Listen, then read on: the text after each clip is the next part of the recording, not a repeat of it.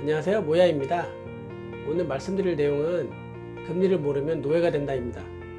시청자 여러분은 금리에 대해서 어디까지 알고 계세요? 혹시 금리에 대해서 아직 잘 모르고 계시는 부분이 있다면 오늘 영상 끝까지 봐주시고요. 보시기 전에 구독과 좋아요 부탁드리겠습니다. 금리란 뭘까요? 금리는 내가 돈을 빌리면 그 돈에 대한 사용료를 지불하는 것이 바로 금리거든요. 그럼 금리는 누가 정하는 걸까요? 네, 우리나라 같은 경우는 한국은행에서 기준금리 정하거든요. 그러면 은행들은 대출금리를 어떻게 산정할까요? 그럼 기준금리에다가 가산금리를 더해요.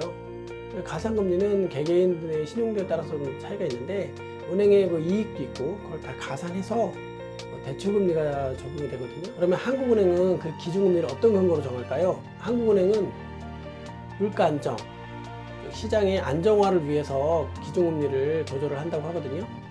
시장의 유동성 자금, 즉 돈이 너무 많이 풀려 있으면 물가가 막 오를 거 아니에요. 그래서 금리를 올려서 대출 규제를 하는 거죠. 대출 규제를 해서 즉 돈을 많이 못 빌리게 하고 돈을 많이 통용시키지 않게 해서 물가를 잡기 위해서 금리를 올리는 거고요. 반대로 유동성 자금이 너무 적어서 시장에 침체기에 들어가면 경기 부양을 위해서 금리를 낮추거든요. 이게 바로 한국은행의 기준금리를 조절하는 근거라고 할 수 있습니다. 2007년에 터진 미국의 서브프라임 모기지 사태 아시죠? 이게 좀 큰 이슈인데 그때 금융권이 좀 다 붕괴가 됐잖아요. 근데 그 붕괴가 된 근거가 이 서브프라임 모기지가 바로 부동산인데 한마디로 은행에서 너무 무리하게 과다하게 대출을 받아서 집을 짓고 그 집을 뭐 구입하고 이런 부분이 있다가 그게 한꺼번에 터져서 그 시장에 쏟아져 나오는 바람에 붕괴가 된, 금융권이 붕괴가 된 그런 사태거든요. 즉 그 서브프라임 모기지 사태는 미국의 금리가 낮을 때 은행에서 대출을 엄청 많이 받은 거죠. 엄청 많이 받아서 집을 다 지은 거예요. 짓고 사고 그러다가 금리가 가파르게 올라가니까 만약 경기가 이제 시장의 유동성이 너무 많으니까 금리를 올린 거죠. 근데 그 올리다 보니까 그 서민들이 집을 샀을 때의 그 이자보다 금리가 올라갈 때 이자가 더 높아질 거 아니에요? 그러니까 이제 그걸 상환할 능력이 안 되니까 다 손을 놔버린 거죠. 그러다 보니까 은행들은 담보대출로 빌려준 거니까 그 담보물인 집을 팔아서 경매나 이런 걸 팔아서 자금 매수를 해야 되는데 그게 너무 갑자기 한꺼번에 많은 집들이 다 쏟아져 나오니까 부실채권이죠. 부실채권이 쏟아져 나오니까 결국 부동산 가격은 대폭락을 했고요. 은행에서는 그 집을 팔 수도 없고 사는 사람도 없으니까 사지도 않고 한마디로 부실채권이 계속 돌다 보니까 미국의 큰 금융에 타격이 입은 거죠. 그게 바로 서브프라임 모기지 사태의 본질입니다. 그 사태로 인해서 미국은 금리를 단계별로 급속도로 금리 인하를 하게 됐거든요. 2006년도에 5.25%였던 기준금리가 2008년도에 0.25%까지 급속도로 하락을 했습니다. 그 이유는 시장의 유동성 자금이 안 도니까 금리를 낮춰서라도 유동성 자금을 많이 풀게 해서 시장에 많이 풀게 해서 경기 부양을 하고자 금리를 대폭으로 낮춘 겁니다. 그 기간 동안에 미국은 실업률도 높았고 그로 인해서 경기는 계속 불황이었던 겁니다. 우리나라는 수출주도 국가입니다. 그러다 보니까 대외 변수에 굉장히 취약하거든요. 그래서 금리를 볼 때는 항상 같이 봐야 될 나라가 있는데 그게 바로 미국입니다. 미국이랑 같이 봐야 돼요. 그래서 기준금리표를 볼 때, 과거력의 기준금리표를 볼 때 미국과 한국을 같이 크로스 체킹해서 같이 봐야 됩니다. 2019년 1월 현재 미국의 기준금리는 2.5%입니다. 한국의 기준금리는 1.75%입니다. 미국이 기준금리를 단계별로 또 올리기 시작했는데 그 이유는 경기가 좋아지니까 호황으로 가고 있으니까 이 시기에 기준금리를 단계별로 올리지 않으면 또 불황이 오거나 경기 침체가 올 때 금리를 내릴 수가 없기 때문에 지금 금리를 올리기 시작한 겁니다. 기준금리의 과거표를 보면 그 당시의 경기 상황을 알 수 있습니다.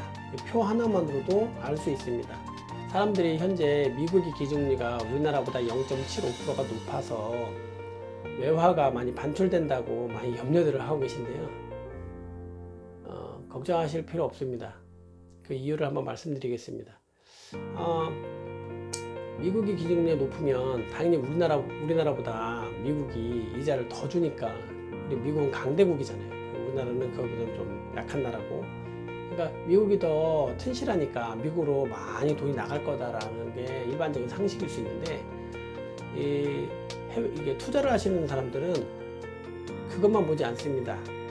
내가 투자하는 나라가 얼마나 튼실한지, 경기 상황이 나쁘지 않은지, 앞으로 안 좋아질 때도 그거의 흡수력이 좋은지, 이런 걸 보기 때문에, 우리나라는 아직 잘 모르실 분도 계시고 아실 분도 계시겠지만, 우리나라의 현재 경제 지표가 그렇게 나쁜 나라가 아닙니다. OECD 국가에서도 상위권에 속합니다. 그렇기 때문에 미국의 기준금리가 우리나라보다 좀 높다고 해서 외화가 안 빠져나가진 않겠지만, 우리나라의 외환 보유고가 상당 부분 있기 때문에 그 있는 부분 상태에서 경제적으로 외부의 충격이 왔을 때 큰 타격은 있지 않을 것이다 라는 게 저의 생각입니다. 우리나라는 경제 지표를 보면 대부분 괜찮고, 현재 경제 성장률도 처음에 3%, 한국은행이 경제 성장률을 3%였다가 2.8%였다가 2.7%였다가 올해는 2.6%로 하향 조정을 하고 있는데, 그거는 좋은 징조는 아니지만 OECD 국가 중에 2.5% 이상인 나라가 그렇게 많지 않기 때문에 우리나라는 그것만 봐도 아직까지는 튼실한 나라라는 것을 입증하고 있습니다. 그래서 외환 보유고가 많이 유출이 될 거다, 이거는 크게 생각을 안 하셔도 무방하다고 생각합니다. 물가 인상은 5% 오른다고 봤을 때 임금은 1%도 어려운 시대가 오고 있습니다. 금리를 모르면 노예가 된다는 얘기가 바로 이 이야기입니다. 그래서 금리의 본질을 정확하게 모르면 안 좋은 상황이 올 수 있습니다. 그래서 현재 우리나라의 금리가 어디쯤에 있고 얼마만큼 오를 거고 어떻게 오를 건지 그 배경도 알아야 되고요. 그리고 대외적으로 큰 변수를 알 수 있는 건 미국인데, 미국의 금리가 현재 어디쯤에 있고 어떻게 될 것이고 얼마만큼 오를 건지, 그런 걸 예의주시하게 봐야 됩니다. 그래서 이 금리에 대한 이슈를 단순히 그냥 볼 게 아니라 민감하게 반응하시고 그걸 정확하게 읽을 줄 알아야 우리가 손해보지 않고 제대로 하는 재테크 투자를 할 수 있는 그런 사람이 될 수 있다는 얘기입니다. 그래서 우리가 한국은행의 기준금리에 대한 이슈를 그냥 흘려보내면 안 되고요. 그걸 정확하게 볼 줄 아셔야 됩니다. 그리고 그 배경도 보실 줄 알아야 되고, 그래서 우리가 그런 거를 볼 수 있는 힘을 길러야 됩니다. 오늘 영상은 여기까지고요. 앞으로 더 알찬 내용으로 찾아뵙겠습니다. 감사합니다.